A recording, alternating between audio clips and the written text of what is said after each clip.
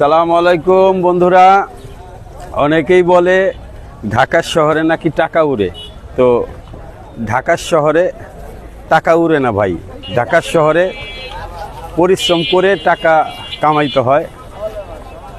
শুধু ঢাকা শহরে না, পৃথিবীর কোনো স্থানেই কোনো দেশেই টাকা উড়ে না। টাকা উড়ে এটা হলো একটা এমনিই আমরা বলি, টাকা কোথাও উড়ে না।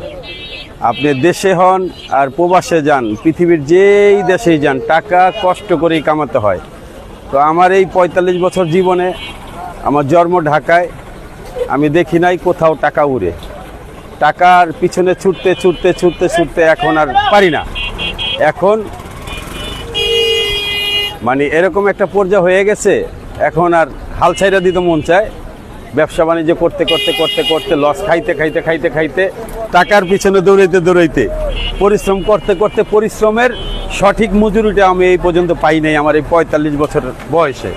তো ভাই, কোথায় টাকা উড়ে একটু বলবেন। টাকা যে উড়ে আমি সেইখানে একটু যাব, টাকা ধরার জন্য, যে একটা একটা করে ধরবো, ধইরা পকেটে থুইব। এই টাকাটা কোথায় উড়ে ভাই, আপনারা একটু কমেন্টে জানাবেন। ভালো থাকবেন, আল্লাহ হাফেজ।